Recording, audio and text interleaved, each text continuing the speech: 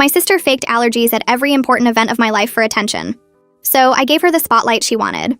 My sister Jenna has this thing where she becomes deathly allergic to something new at every single important event in my life. Not actually allergic, mind you. She just needs everyone to stop what they're doing and focus on her medical emergency, which mysteriously resolves the second the attention shifts back to her. It started at my college graduation party. Everything was perfect until Jenna suddenly couldn't breathe because someone was wearing lavender perfume. She'd never been allergic to lavender in her entire life, but there she was gasping and fanning herself until my dad drove her home and missed my speech. The doctor found nothing wrong. Next was my engagement party. Halfway through dinner, Jenna discovered she was allergic to the flowers on the table. Not any specific flower, just flowers in general. She made my fiancé drive her to urgent care where they told her she was fine.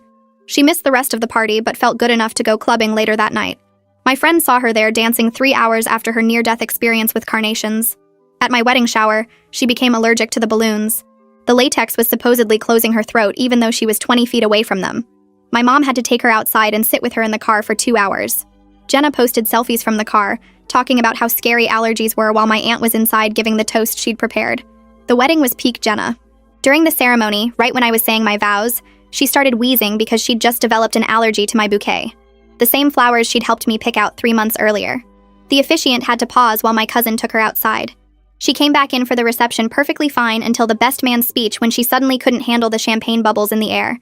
Not drinking champagne, just the bubbles existing near her. My husband's family thought she was having a breakdown. But here's what really got me. At my baby shower, Jenna announced she was allergic to the color pink. The color. She said certain wavelengths of light triggered her histamines and all the pink decorations were making her sick. My mother-in-law, who's a nurse, just stared at her. Jenna left early but not before making sure everyone knew she was suffering for my sake by even attending. After my son was born, I started noticing patterns. Jenna's allergies only happened at my events, or our cousin's events, or anyone else's events where she wasn't the center of attention. At her own birthday parties, she could eat everything, smell everything, touch everything. Miraculous. When I won an award at work, Jenna came to the ceremony and became allergic to the carpet. The industrial carpet in the hotel ballroom was apparently off-gassing something toxic only she could detect. When our cousin got married, Jenna was allergic to the Unity candle smoke from 50 feet away. When my brother bought his first house, she was allergic to his doorbell. The sound frequency hurt her immune system. I'd had enough.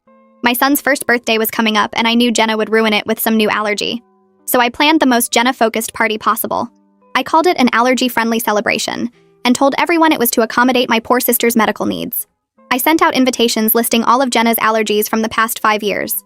No flowers, no balloons, no perfume, no candles, no pink, no purple, no patterns that could trigger seizures, no music with certain frequencies, no carpets, only Jenna-safe foods. The list was 3 pages long. Everyone received it. My husband's family, our relatives, all our friends. Everyone now had a document of Jenna's 47 different allergies. People started asking questions. How did she survive daily life? Did she live in a bubble? Was she seeing specialists? My mom called, concerned, saying she hadn't realized Jenna was so sick. Jenna was furious but couldn't say anything because that would mean admitting she'd been faking. The party was ridiculous. I decorated everything in beige and gray. The food was plain rice, unseasoned chicken, and water. No cake because Jenna had been allergic to flour at my promotion dinner, eggs at my housewarming, and sugar at my anniversary party. The music was just white noise because anything else might trigger her sound sensitivity. I made a speech about how proud I was to sacrifice my son's first birthday to keep my sister safe and healthy. I talked about each allergy incident in detail, reminding everyone how brave Jenna was for surviving being allergic to doorknobs at Christmas and throw pillows at Thanksgiving. The guests looked confused and bored. My son cried because there were no colors or fun anything. About an hour in, Jenna snapped. She pushed back from the beige folding table and stood up so fast her chair scraped against the floor. The white noise music kept playing its flat static sound while everyone turned to look at her. My son stopped crying for just a second, surprised by the sudden movement. Jenna's hands were shaking and her face had gone bright red. She opened her mouth and the words came out loud enough that even the people in the kitchen could hear. She wasn't allergic to anything. Not the lavender, not the flowers, not the balloons, not the pink color, none of it. The room went completely silent except for my son starting to cry again in the background. I watched her standing there with her fists clenched and her chest moving up and down fast. Years of fake emergencies were collapsing right in front of everyone. My cousin stopped mid-bite with his fork halfway to his mouth. My husband's parents looked at each other with confused faces. Jenna's eyes were filling up with tears and her whole body was trembling. She started crying hard, the kind where your shoulders shake and your face gets all twisted up. Then she was yelling at me that I was cruel, that I was a terrible sister for making her sit through this awful party just to prove some point. Her voice got louder with each word, and people started looking uncomfortable. She said I'd always been jealous of the attention she got from everyone. She pointed at the beige walls and the gray streamers and said this whole stupid setup was designed just to embarrass her in front of the entire family. Tears were running down her face and she wiped them away with the back of her hand. She said I was mean and vindictive and that I'd planned this whole thing to make her look bad. Several guests started whispering to each other and I could see them trying to figure out what was happening. My mom jumped up from her seat so fast she almost knocked over her water glass. She rushed over to Jenna and put her arms around her shoulders. Her voice was shaking when she asked Jenna what she meant by not actually allergic. The confusion on my mom's face was real because she'd spent years driving Jenna to urgent care and sitting with her in parking lots. She kept asking Jenna to explain what she was saying. Several guests were looking back and forth between me and Jenna like they were watching a tennis match. My aunt had her hand over her mouth. My dad stood up but didn't move toward either of us, just stood there looking lost. My mother-in-law was staring at Jenna with her nurse face on, the one where she's trying to figure out what's medically wrong with someone. I stayed sitting in my chair and kept my voice calm even though my heart was beating, so hard I could feel it in my throat. I was holding my son against my chest and he was still crying but quieter now. I asked Jenna a simple question. Which parts weren't real? Was it the lavender at my college graduation party? Was it the flowers at my engagement dinner? Was it the champagne bubbles at my wedding reception? My voice came out steady but my hands were shaking. So bad I had to hold my son tighter to hide it. I kept my eyes on Jenna's face while I asked. I didn't yell or get upset. I just asked her to tell everyone which allergies were fake and which ones were real. My son grabbed onto my shirt with his little fist and made a sad whimpering sound. Jenna's face went from red to almost purple and she screamed at me. Actually screamed so loud that people in the back of the room jumped. She said I was a horrible sister for setting her up like this.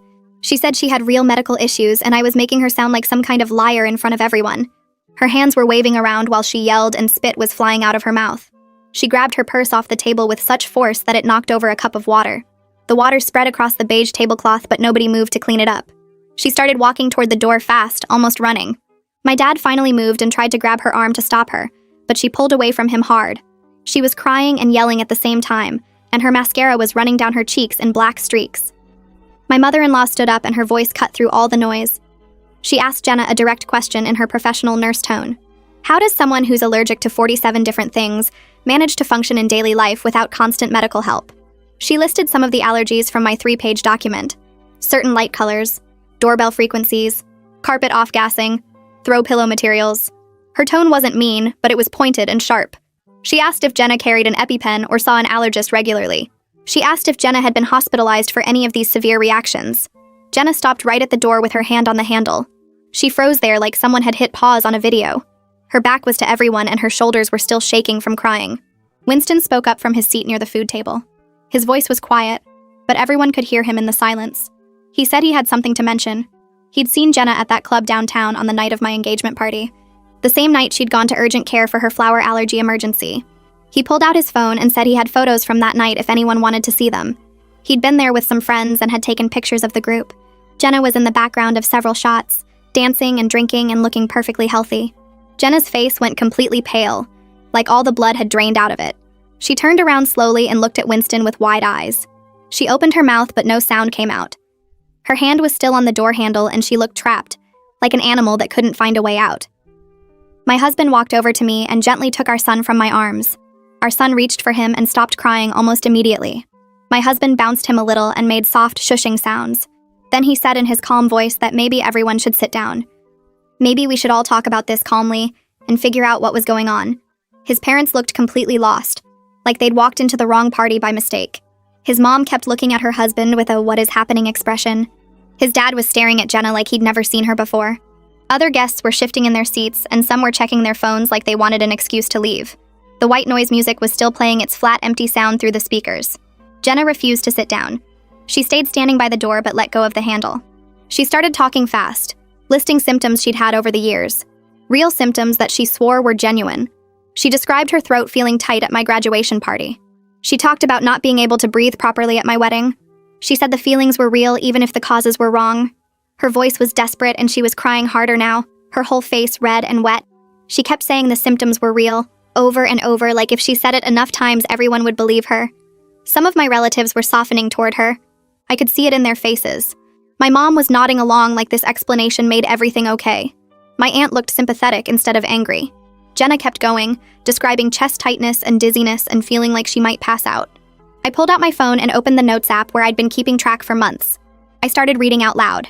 June 15th, my college graduation party, lavender perfume emergency. September 3rd, my engagement dinner, general flower allergy.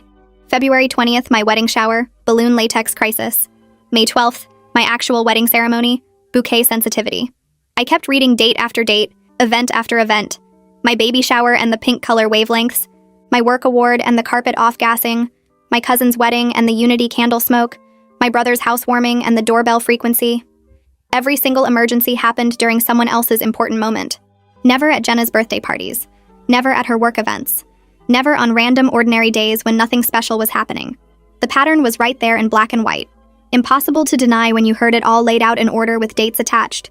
People were staring at their hands or the floor or anywhere except at Jenna. The room felt smaller somehow, like the beige walls were closing in on all of us.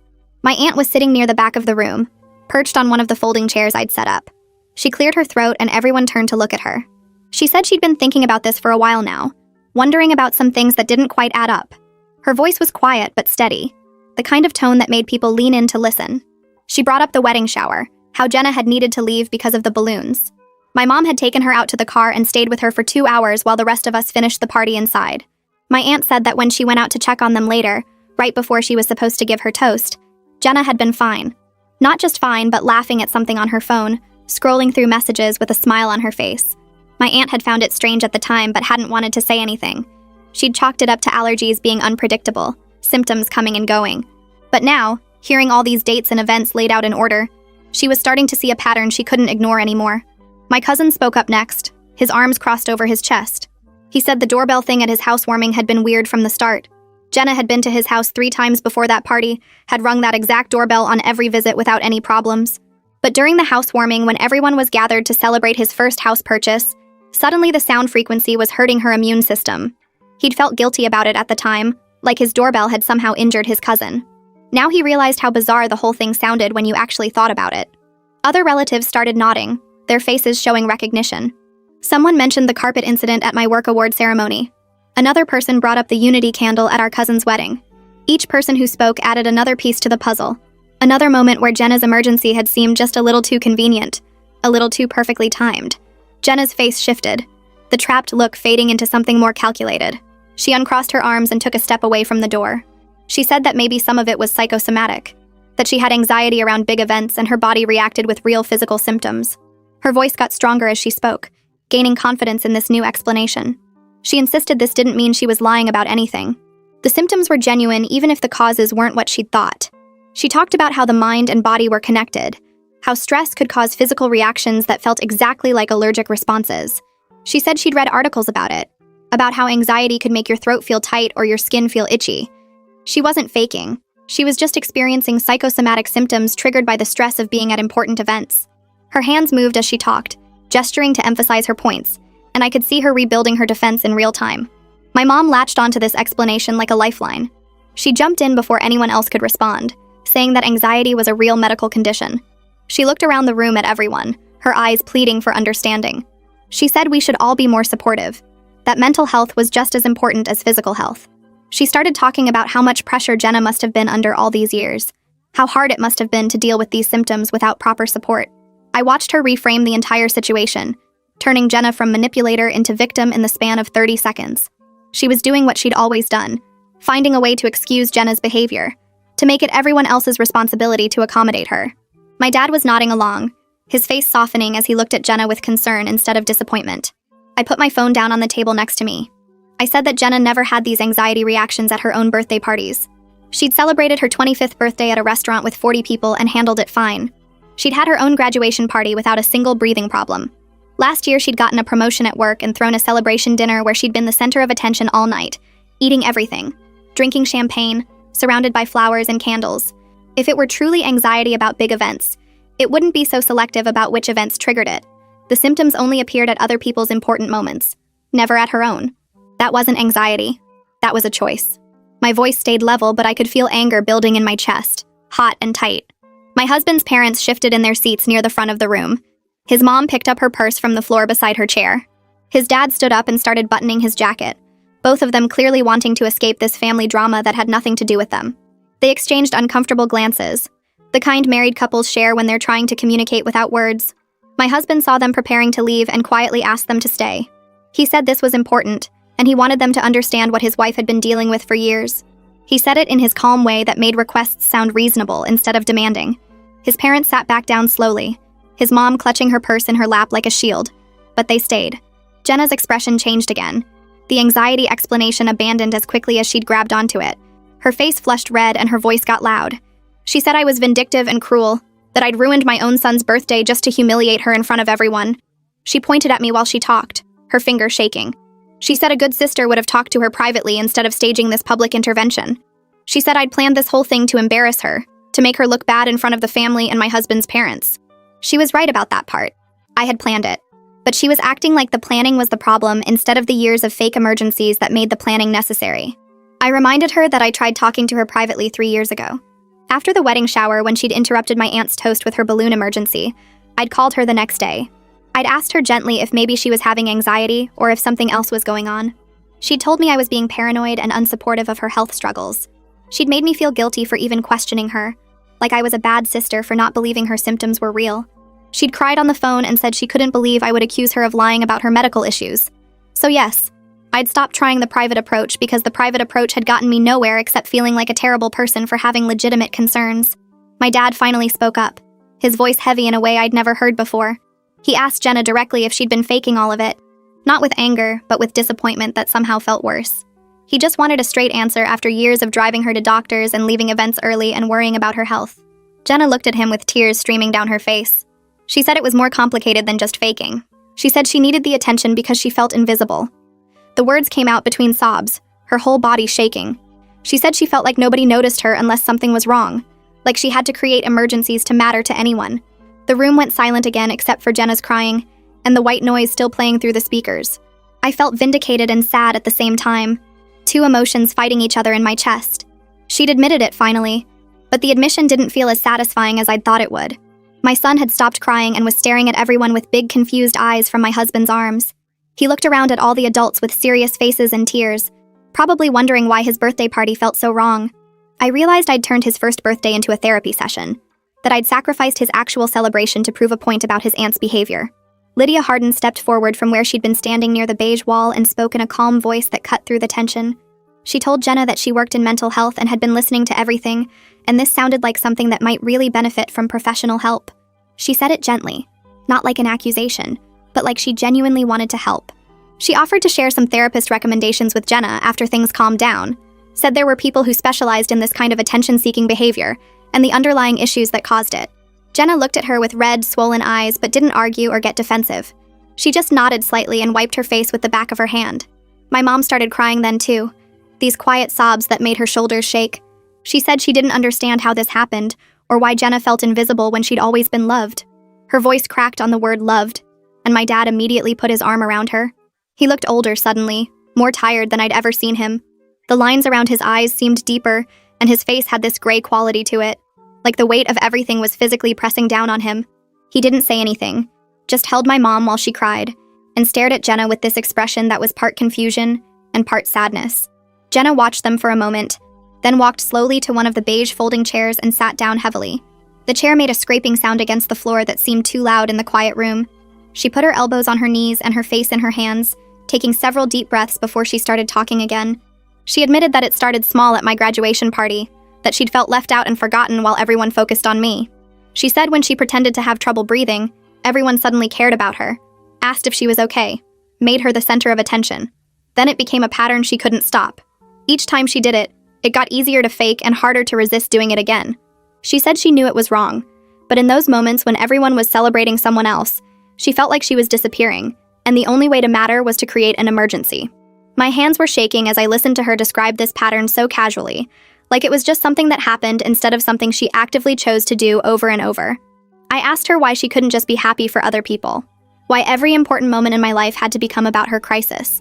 My voice cracked on the last word because I was thinking about my wedding vows being interrupted, about the officiant having to pause while everyone turned to look at Jenna wheezing in the third row. I thought about my baby shower and the color pink making her sick, about my aunt's toast that nobody heard because Jenna was having her balloon emergency in the parking lot, Years of memories were tainted now, colored by her fake emergencies and the knowledge that she'd done it all deliberately. Every single important day had this shadow over it, because Jenna needed to be the star of someone else's show. Jenna lifted her face from her hands and looked at me directly. She said she knew it was wrong, but she felt like she was disappearing, like everyone only paid attention to her when something was wrong with her. She was sobbing into her hands now, her whole body shaking with these big, gasping cries that made her sound like a little kid. Despite everything, despite all the ruined moments and fake emergencies and years of manipulation, I felt a pang of sympathy for how broken she looked sitting there on that stupid beige chair. She looked small and pathetic, and genuinely miserable in a way that was different from her fake medical emergencies. My husband's mother cleared her throat quietly and suggested that maybe the rest of the guests should leave and let the immediate family work this out privately. She said it diplomatically, like she was offering us a gift rather than trying to escape an uncomfortable situation. Several people nodded gratefully and immediately started gathering their things, picking up purses and checking for phones, clearly relieved to have permission to leave. My cousin was already heading for the door before she even finished talking. I thanked everyone for coming and apologized for the drama, feeling my face get hot with embarrassment. My revenge plan had spiraled into this emotional confrontation that was way bigger than I'd intended. I'd wanted to expose Jenna's pattern, not create a full family therapy session in front of my husband's parents and half our relatives. My husband squeezed my shoulder supportively as we stood by the door saying goodbye to confused relatives and friends who didn't quite know what to say. They mumbled things like take care and hope everything works out while avoiding eye contact. Once only immediate family remained, the room felt bigger and emptier. My mom wiped her eyes and suggested we reschedule a proper birthday party for my son next weekend, one that was actually fun with colors and cake and music that wasn't white noise. She looked at me with pleading eyes, wanting to fix this and make it right, wanting to give my son the celebration he deserved. I agreed but said that Jenna needed to commit to therapy before she was invited to any more family events. My voice was firm when I said it because I meant it completely. I told her I couldn't keep wondering if she'd sabotage the next important moment, couldn't spend every celebration waiting for her next fake emergency. My dad nodded in agreement, looking at Jenna with this mixture of love and disappointment that made his face look even more tired.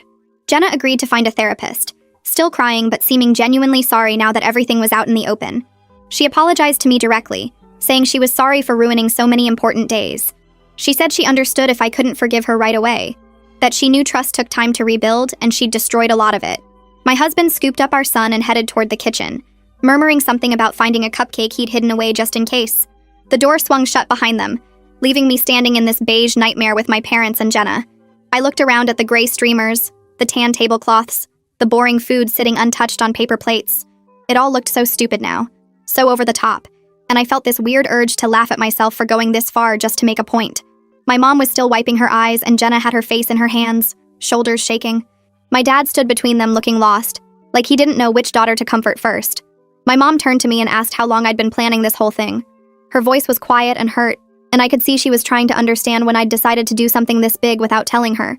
I sat down on one of the folding chairs and admitted I'd been keeping notes for months, writing down every single fake emergency with dates and details.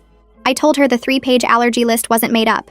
It was just everything Jenna had claimed over 5 years all written out in one place. My mom's face did this crumpling thing, and she asked why I didn't come to her first, why I didn't talk to her about what I was seeing. The hurt in her voice made my stomach twist. I explained that I did try to talk to her about it years ago, right after the wedding shower incident with the balloons. I reminded her how I'd brought it up during lunch one day, mentioned that Jenna's allergies seemed to only happen at other people's events, and she'd shut me down completely. She'd told me I was being unsupportive, that Jenna was suffering and I should be more understanding of her health struggles. My mom looked at me with these wide eyes, like she was trying to remember that conversation, and then her whole face just fell apart as the memory came back. She started crying harder and said she'd been so worried about protecting Jenna that she hadn't seen what was actually happening. She kept saying she was sorry, that she should have listened to me, that she'd made me feel like I couldn't tell her the truth. My dad cleared his throat and said they needed to have some serious family conversations about why Jenna felt the need to act this way. He looked at Jenna when he said it, and his face was sad but also disappointed in a way I'd never seen before. He told me he was sorry for all the moments that got ruined, for missing my graduation speech and not seeing the pattern earlier. He said he'd been so focused on getting Jenna to doctors and urgent care that he never stopped to ask why these emergencies only happened at certain times. Jenna lifted her head from her hands and looked at him with red, swollen eyes. She started to say something, but he held up his hand and told her they'd talk about it more later, that right now he needed to apologize to me for not protecting my important moments. Jenna wiped her face with her sleeve and asked me in this small voice if we could start over. She wanted to know if there was any way to rebuild trust between us, if I could ever forgive her for what she'd done. I looked at her sitting there in her chair, looking smaller and younger than usual, and I told her the truth. I said I didn't know if we could rebuild trust, that it would take a really long time and she'd destroyed a lot of it over the years. I reminded her about my wedding vows being interrupted, my baby shower being ruined, my work award ceremony being overshadowed by carpet allergies. Every single important moment I'd had in the past 5 years had a Jenna emergency attached to it, and I couldn't just forget that because she finally admitted the truth. My mom suggested we all try family therapy together, that this clearly went deeper than just fake allergies. She pulled out her phone right there and started searching for therapists who did family sessions. My dad nodded and said that was a good idea, that we needed professional help to work through this because it was too big for us to handle on our own.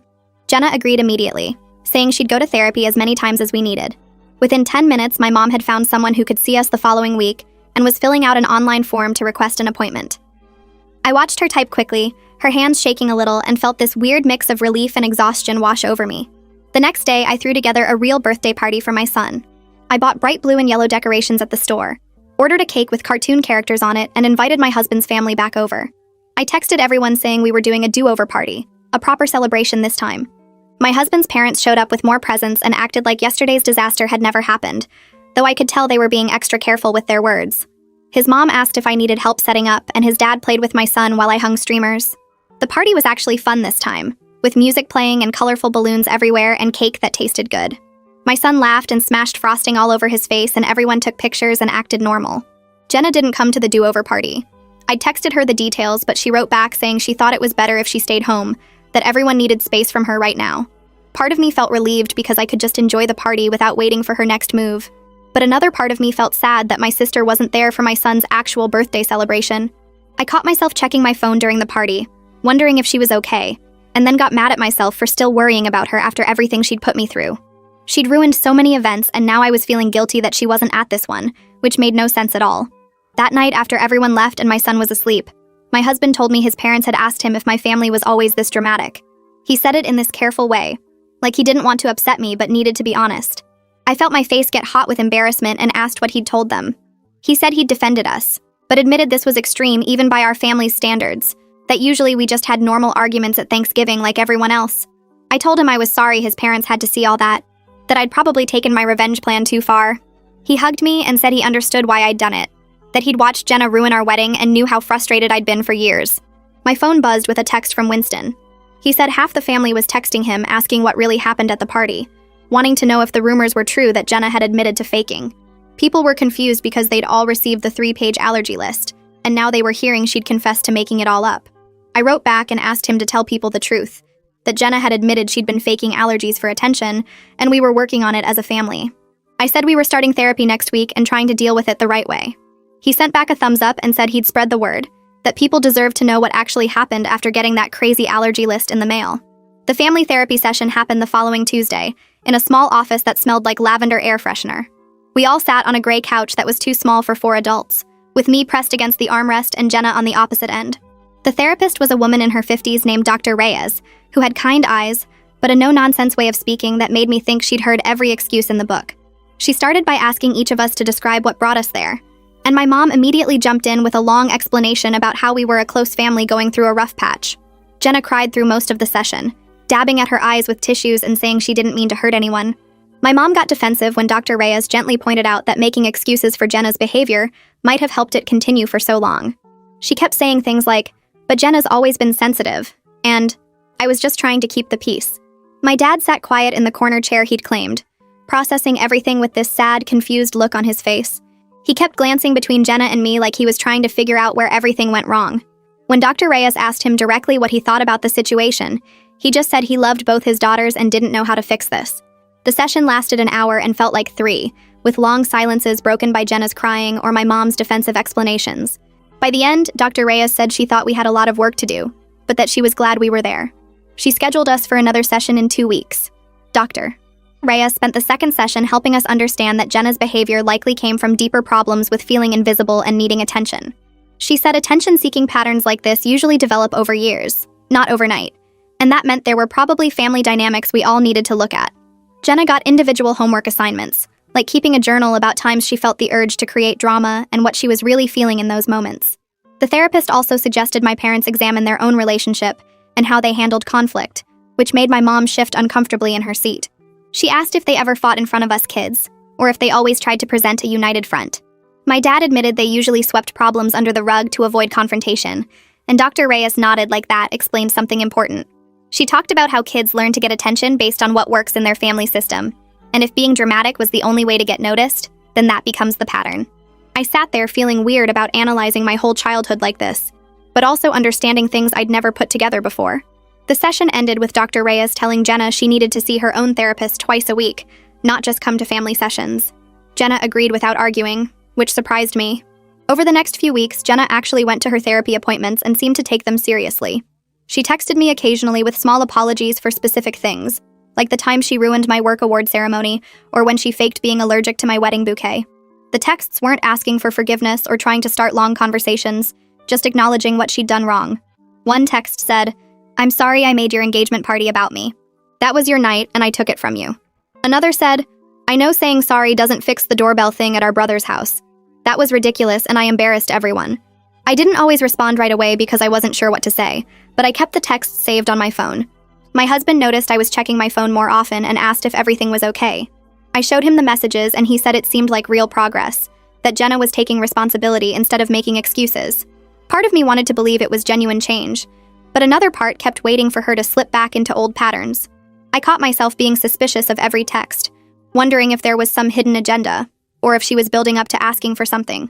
But the texts kept coming every few days, always short and specific, never dramatic or asking for anything back. My mom called me late one Thursday night, crying so hard I could barely understand her at first. She kept apologizing for not believing me sooner, for all the years she'd made excuses for Jenna instead of seeing the pattern. Her voice was shaky and broken, and she said the family therapist had helped her see how she'd prioritized keeping peace over dealing with real problems. She told me she'd always known something was off about Jenna's allergies, but convinced herself it was easier to just go along with it than cause conflict.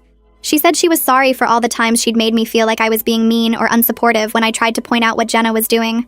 The conversation lasted almost an hour, with her crying and talking about specific incidents she now saw differently. She brought up my wedding and how she'd rushed to help Jenna during my vows instead of telling her to wait until after the ceremony. She mentioned my baby shower and how she'd actually felt relieved when Jenna left early because it meant no more drama, but then felt guilty for feeling that way. I listened to her pour everything out, feeling my own throat get tight with emotion. When she finally stopped talking, there was this long silence on the phone where we were both just breathing and trying not to cry harder. I told my mom I forgave her, that I understood she was trying to protect both her daughters in the only way she knew how. I explained that I didn't blame her for Jenna's behavior, that Jenna was an adult who made her own choices, but I also said I was glad she could finally see what had been happening, because it had made me feel crazy for years. We talked about how she'd always treated Jenna like she was fragile, like she needed extra protection and care, and how that probably made things worse. My mom admitted she'd been scared that if she pushed Jenna too hard or called her out, Jenna would fall apart completely. I said that by protecting Jenna from consequences, she'd actually kept her from growing up and learning to handle her feelings in healthy ways. The conversation went deeper than any we'd had in years, maybe ever. We talked about how I'd always been the responsible one, the kid who didn't need attention or cause problems, and how that meant I got less focus even when I needed support. My mom cried again and said she'd taken me for granted, assumed I was fine because I never made a fuss. I told her I loved her and that we could work on building something better now. By the time we hung up, it was past midnight, and I felt exhausted, but also lighter somehow. Something had shifted between us, like we'd finally said things that needed to be said for a long time. Thanksgiving came 2 months after the birthday party disaster, and I spent the whole week before it, feeling anxious about having Jenna there. My husband kept telling me it would be fine, that Jenna was working on herself, and we should give her a chance. I cooked for days, making turkey and stuffing and 3 different pies, partly because I wanted everything to be perfect, and partly because staying busy kept me from thinking too much. Jenna showed up right on time carrying a green bean casserole she'd made herself, which shocked me because she never brought anything to family events before. She complimented my decorations and asked if she could help set the table. Throughout dinner, she stayed quiet and helpful, passing dishes and refilling water glasses without being asked. She didn't mention any allergies or health problems or create any drama at all. She ate everything I served, including the stuffing that had onions in it and the pie with nuts on top. When my son knocked over his sippy cup and juice went everywhere, Jenna jumped up to help clean it before I even moved. She left around 7, saying she had plans with friends, but thanking me for having her and telling me the food was great. No fake emergencies, no sudden symptoms, no attention-seeking behavior. After she left, my husband and I looked at each other in disbelief. The whole evening had been completely normal. My cousin found me in the kitchen after Jenna left, helping me put leftovers away. He said he wanted to thank me for finally saying something about Jenna's behavior, that he'd been bothered by it for years but was afraid to bring it up. He mentioned his wedding and how Jenna's fake allergy to the Unity candle had made his wife upset, but they'd felt like they couldn't complain because it was a medical issue. He said other relatives had been texting him after the birthday party, expressing similar relief that someone had finally addressed the pattern. My aunt came in while we were talking and added that she'd been hurt when Jenna's balloon emergency interrupted her toast at my wedding shower, but she'd felt guilty for being upset about it. She said she'd practiced that toast for weeks and never got to finish it properly. We stood there in my kitchen talking about all the ways Jenna's fake allergies had affected everyone, and I realized the damage had been way bigger than just my ruined events. She'd hurt the whole family with her behavior, making everyone feel like they couldn't be honest about their feelings because they'd look like terrible people for doubting someone's medical problems. My cousin hugged me before he left and said our family felt healthier already, that there was less tension at gatherings now. Other relatives said similar things as they headed out, thanking me quietly for forcing the confrontation even though it had been uncomfortable. Jenna started a new job in early December working at a marketing company downtown. She texted me asking if I wanted to meet for coffee, and I agreed even though I felt nervous about it. We met at a place halfway between our houses on a Saturday morning when my husband could watch our son. Jenna looked different somehow, more put together and less dramatic in her appearance. She told me about her new job with genuine excitement, describing her projects and coworkers in detail. She mentioned that her therapist was helping her find healthier ways to get attention and validation, like doing good work and building real friendships instead of creating crises. She talked about learning to sit with uncomfortable feelings instead of immediately acting out to make them stop. I listened and drank my coffee and tried to figure out if this was real or just another performance. But she kept bringing the conversation back to asking about me, about my son and my work, and how I was handling everything. She didn't make the whole coffee date about herself, which was completely different from how she usually acted. We sat there for almost 2 hours just talking like normal sisters, and it felt strange but also kind of nice. I told Jenna some of my own struggles during that coffee meeting, stuff I'd never shared with her before. I explained how I'd always felt like I had to be the responsible one, the kid who had everything together while she got to be dramatic and get coddled. I said it had made me feel invisible sometimes, like my achievements didn't matter as much because they didn't come with emergencies attached.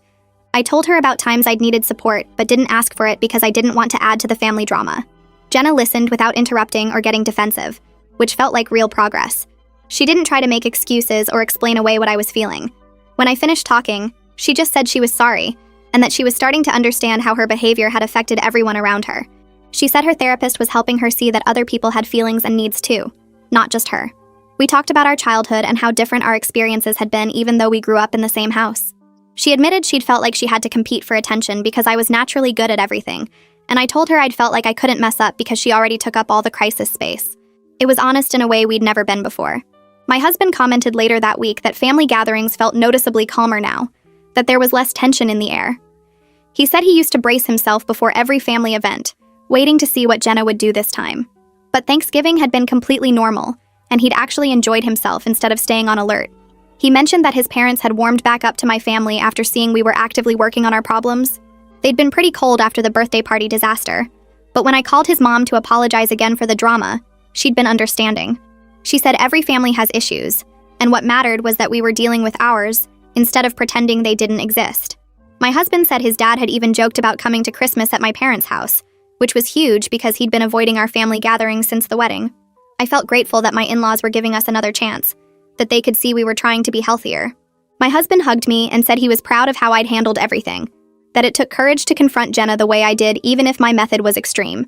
Christmas came and my parents hosted their usual dinner at their house with the extended family crowding around the table. Jenna showed up on time carrying a stack of wrapped presents and a red envelope with my name written across the front in her handwriting. She handed it to me quietly, while everyone else was busy setting up the food, not making a big production out of it like she would have done before. I opened it later in the bathroom away from everyone else and read the card she'd picked out, something simple with snowflakes on the front. Inside, she'd written several paragraphs in her small, neat script about how sorry she was for everything, how the birthday party confrontation had been the worst moment of her life, but also maybe the most important one. She wrote that she'd needed someone to stop enabling her behavior, and while my method had been really harsh and embarrassing, it pushed her to finally get help. She thanked me for caring enough to force the issue, even though it meant ruining my son's party and making everyone uncomfortable. The words felt genuine, and I folded the card back up and stuck it in my pocket, feeling a weird mix of relief and sadness. When I came back out to the living room, Jenna was helping my mom carry dishes to the table and laughing at something my dad said, looking more relaxed than I'd seen her in years. The months passed, and my son's second birthday came around faster than I expected.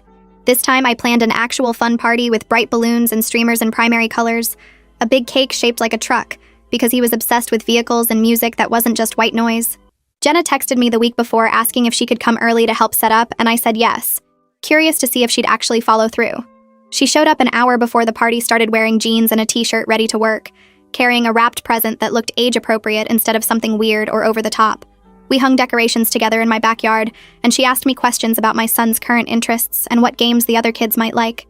She tied balloon ribbons to the fence posts and helped me arrange the food table without once mentioning anything about herself or creating any kind of drama. When the guests started arriving, Jenna greeted people normally and made small talk with my husband's parents, who seemed pleasantly surprised by how calm she was. She stayed the entire party, played with my son and the other kids, helped clean up spilled juice, and left at the end with everyone else after saying genuine goodbyes. No fake allergies, no medical emergencies, no sudden need to be the center of attention. It was so normal it almost felt strange. My mom pulled me aside near the end of the party while Jenna was helping my husband pack up leftover cake. She had tears in her eyes when she told me she was proud of both her daughters and how much we'd both grown over the past year. She said our family felt healthier now, even though the process of getting here had been really painful and hard. I hugged her and felt actually close to her for the first time in what seemed like forever. Not that fake closeness where we pretended everything was fine, but real connection based on honesty. She admitted she'd been in denial about Jenna's behavior for years, because it was easier than confronting the problem, and she was grateful I'd forced everyone to deal with it, even though my method was extreme. We stood there in my backyard watching my son play with his new toys, and I felt like maybe we were finally becoming the family we'd always pretended to be. Over the next several months, Jenna and I started building a different kind of relationship that felt more real than what we'd had before. We weren't suddenly best friends who told each other everything, but we could have actual conversations now without me waiting for her to twist things around and make everything about herself.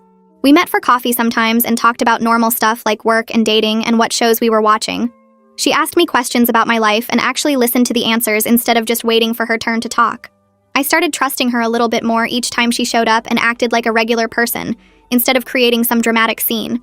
It was slow progress, but it felt genuine in a way our old relationship never had. I could tell she was working hard in therapy because she'd catch herself sometimes when she started falling into old patterns and actually correct her behavior instead of doubling down. In one of our family therapy sessions, the therapist asked us to talk about how Jenna's fake allergy pattern had affected everyone in the family, not just me. My cousin spoke up about his housewarming party and how confused he'd been when Jenna claimed his doorbell was making her sick, how he'd felt guilty and worried even though it made no sense. My aunt talked about the wedding shower and how hurt she'd been that her toast got interrupted, how she'd spent weeks preparing what she wanted to say and never got to finish it. One by one, different family members shared their experiences, and Jenna sat there listening to all of it, hearing for the first time how her behavior had created this ripple effect through everyone's lives. She didn't get defensive or try to make excuses, just listened with tears running down her face as people explained how her fake emergencies had affected them. The therapist pointed out that this kind of listening without defending herself showed real progress in her treatment. Later in that same session, Jenna took full responsibility for everything, without trying to minimize what she'd done or ask anyone to feel sorry for her. She acknowledged that she'd been selfish and manipulative and had hurt people she cared about because she was too caught up in her own need for attention. The therapist made a note about how significant this was, how many people in Jenna's situation would try to make excuses or shift blame, but Jenna was owning her behavior completely. My dad started crying at that point, which I'd never seen him do before, and told Jenna he loved her and was proud of the work she was doing to change. He said he was sorry he hadn't seen what was happening sooner and hadn't helped her get treatment years ago. We all sat there in that therapist's office feeling raw and emotional, but also like we were finally dealing with real issues, instead of pretending everything was fine. Summer came and my husband and I decided to host a casual backyard barbecue. Nothing fancy, just burgers and hot dogs and some lawn games. Jenna asked if she could bring her new boyfriend and I said yes, curious to meet the guy she'd been dating for a few months. They showed up together and he seemed nice and normal, the kind of stable guy I'd never seen her with before. She introduced him to everyone without any drama or need to make herself the center of attention, just casual introductions like any normal person would do. I watched them throughout the afternoon and noticed how he was kind to her, but didn't baby her or treat her like she was fragile. They played cornhole with some other guests, and Jenna laughed at his terrible aim, and he teased her back, and it all seemed healthy and balanced. I realized while watching them that she was actually changing, that this wasn't just an act she was putting on for the family. At one point during the barbecue, Jenna's boyfriend mentioned to me and my husband that Jenna had told him early in their relationship about her past attention-seeking behavior and her therapy work. He said she'd been really honest about her struggles and what she was working on, which he appreciated because it showed she was serious about changing. I felt impressed by how transparent she was being with him, letting herself be vulnerable in a healthy way instead of hiding her problems or making up dramatic stories. He told us he'd seen real growth in her over the months they'd been together and that he respected how hard she was working on herself. It made me hopeful that maybe Jenna was building a life based on honesty instead of the fake drama she'd relied on for so long. My mother-in-law, the nurse who'd questioned Jenna's color allergy at my baby shower, ended up having a long, friendly conversation with Jenna about her therapy progress. I watched them talking by the grill and saw my mother-in-law nodding and smiling, seeming genuinely interested in what Jenna was saying. After Jenna and her boyfriend left, my mother-in-law pulled me aside and said she could see real change in Jenna. She seemed more grounded and self-aware than before.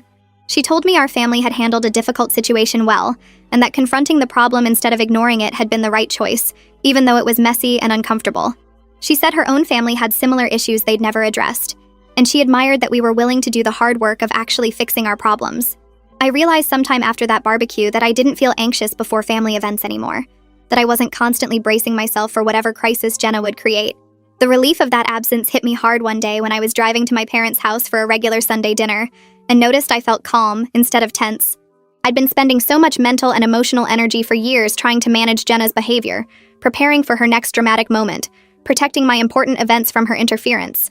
Now that energy was freed up, and I could actually enjoy family gatherings instead of dreading them. I understood how exhausting it had been to constantly be on guard, always waiting for the other shoe to drop. The absence of that stress felt almost physical, like I'd been carrying something heavy for so long I'd forgotten what it felt like to put it down. A few months after the barbecue, my phone rang while I was making lunch. Jenna's name popped up on the screen and I felt that old familiar tension in my shoulders, but I answered anyway. She sounded different right away. Excited but not manic. Happy but not performing. She told me she got promoted at work to team lead, that her boss said she'd been doing great work and showing real leadership skills. I congratulated her and meant it, feeling genuinely happy for her success. Then she did something that caught me completely off guard. She asked about my son, wanted to know what new words he was saying and if he was still obsessed with trucks. She asked about my job too, if that difficult project I'd mentioned last month had worked out okay. The conversation flowed back and forth naturally, neither of us competing for attention or trying to one-up the other. We talked for 20 minutes about normal sister stuff, sharing updates and actually listening to each other's answers. When we hung up, I sat there holding my phone and realized that was the first conversation we'd had in years, where she didn't make everything circle back to her drama or her problems. It felt strange and good at the same time, like finding something I'd lost so long ago I'd forgotten I was missing it. My parents' anniversary dinner happened a month later at their favorite restaurant. The whole family gathered around a long table and Jenna showed up on time with her boyfriend, looking relaxed and happy. After we'd all eaten and the waiters cleared our plates, Jenna stood up and tapped her glass to get everyone's attention. My stomach tightened because old habits die hard, but she smiled at our parents and started talking about how grateful she was for their support through her therapy journey. She said the past year had been the hardest of her life, that facing her behavior and working to change it required constant effort and honesty. Then she looked around the table at all of us and admitted she'd put everyone through hell for years, that her fake emergencies and constant need for attention had damaged relationships and stolen moments that should have been special for other people. Her voice cracked a little when she turned to me specifically and thanked me for caring enough to force the confrontation at my son's birthday party, even though it was brutal and humiliating. She said sometimes the people who love you most have to do the hard thing instead of the easy thing, and she was grateful I'd been brave enough to stop enabling her. My mom was crying by then, and my dad had his arm around her shoulders. After Jenna sat down, my son came running over from where he'd been playing with some crayons the restaurant gave him. He was 2.5 now, all energy and curiosity, and he ran straight between me and Jenna like he couldn't decide whose lap to climb into. Jenna scooped him up before I could react and started making silly faces at him, getting him to giggle and grab at her earrings. I watched them together and saw how natural she was with him, how she played with him without making it about getting attention from the adults watching. She asked him questions about his drawings and listened to his toddler babbling like it was the most interesting conversation in the world. My son wrapped his little arms around her neck and gave her a sloppy kiss on the cheek, and Jenna laughed and hugged him back. I felt something shift inside me as I watched them, a careful kind of hope that maybe our family could actually be okay. We'd never be perfect, probably never stop having complicated dynamics and old wounds that ached sometimes. But sitting there at that anniversary dinner, watching my sister play with my son while my parents smiled at each other across the table, I thought maybe we were building something healthier than what we'd had before. The work wasn't finished and probably never would be completely, but we were so much better than we'd been 2 years ago when everything exploded at that beige birthday party. That had to count for something.